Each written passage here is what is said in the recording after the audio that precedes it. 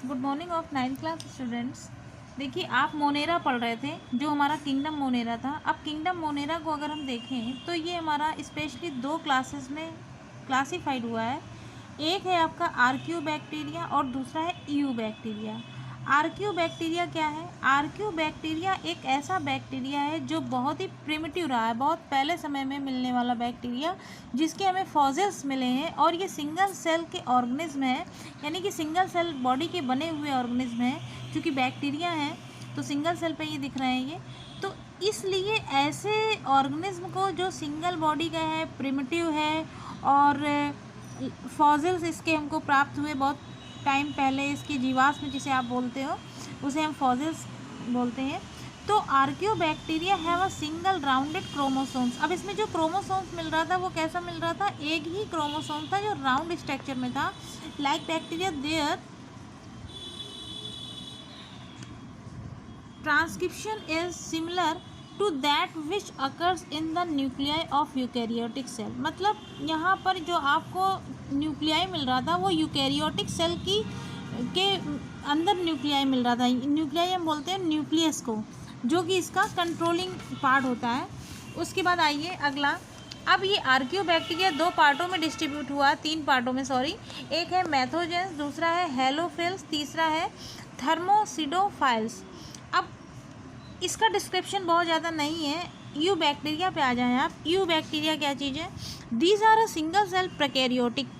आर्कियोबैक्टीरिया क्या था? यूकैरियोटिक। और यू बैक्टीरिया क्या है? Prokaryotic. Prokaryotic microorganism cell है that have a range of. Eubacteria में देखिए क्या है? These are single cell prokaryotic microorganism that have a range of characteristic and are found in various conditions throughout all parts of the world. यानी कि ये हमारे संसार के सभी भागों में लगभग मिलते हैं। और ये प्रोकैरियोटिक सेल है, जबकि इसमें बॉडी कौन सी है? सिंगल सेल बॉडी है।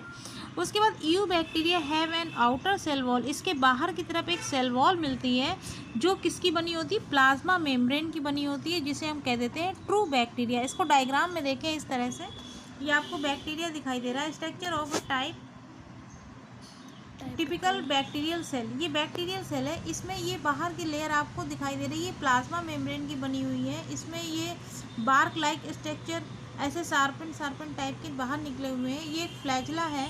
इसके बाद अंदर इसमें मैट्रिक्स भरा हुआ है। इसमें राइबोसोम्स मिल रहे हैं। राइबोसोम्स ये गोल गोल वाले जितने भी स्ट्रक्चर हैं ये सारे के सारे राइबोसोम्स के स्ट्रक्चर हैं। सेल वॉल ये इसके अंदर वाली आ रही है। बीच का पार्ट आपका किसका है? न्यूक्लियस का है, जिसे हम न्यूक्लियाई बोल रहे हैं।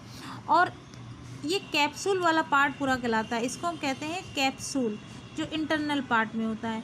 और इस बार्क लाइक स्ट्रक्चर को बोल देते हैं पाइलस। तो इस तरीके का स्ट्रक्चर एक बैक्टीरिया का होता है, जो क्या है? यू बैक्टीरिया है।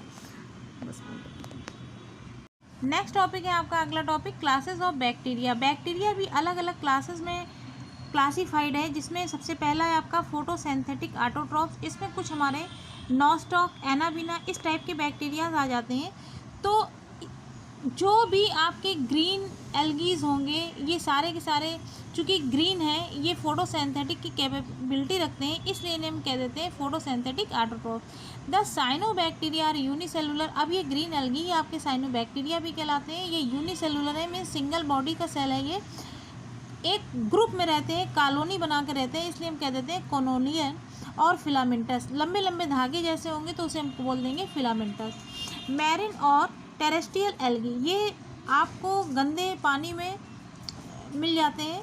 The colonies are generally surrounded by gelatinous sheath. अब इसमें जहाँ पर ये कॉलोनी बनाएगा तो इस कॉलोनी के अंदर आपको जिलेटिन जैसा पदार्थ यानी चिपचिपा पदार्थ भी बीच में मिलेगा, जो आपस में एक दूसरे को जोड़ लेता है, इसलिए यहाँ पर एक जिलेटिनस सीट भी मिल जाती है। They often from bloom in polluted water bodies. जहाँ पर गंदा पानी होगा, पॉल्यूटेड वाटर होगा, वहाँ पर आपको ये ग्रीन एल्गीज या साइनोबैक्टीरिया या फोटोसिंथेटिक ऑटोट्रॉफ्स मिलेगा। नेक्स्ट है आपका कीमोसिंथेटिक ऑटोट्रॉफ्स। कीमोसिंथेटिक देखिए क्या है? Oxidise various inorganic substances such as nitrates, nitrites and ammonia. जो इतने भी आपके ऑक्सीडाइज्ड हैं ये इतनी चीज़ें नाइट्रेट्स, नाइट्राइट्स और अमोनिया, इनके सबके मिलने से, रिलीज़ होने से जो एनर्जी मिलती है वो आपकी एटीपी प्रोड्यूस कराती है, प्रोडक्शन करती है एटीपी का, और इस बैक्टीरिया के थ्रू ही ये रिलीज़ होते हैं। यानी कि कीमोसिंथेटिक ऑटोट्रॉफिक बैक्टीरिया इतने सारे इनऑर्गेनिक सब्सटेंसेस को रिलीज़ करती है, जो क्या बना देता है, एटीपी का प्रोडक्शन कर देता है।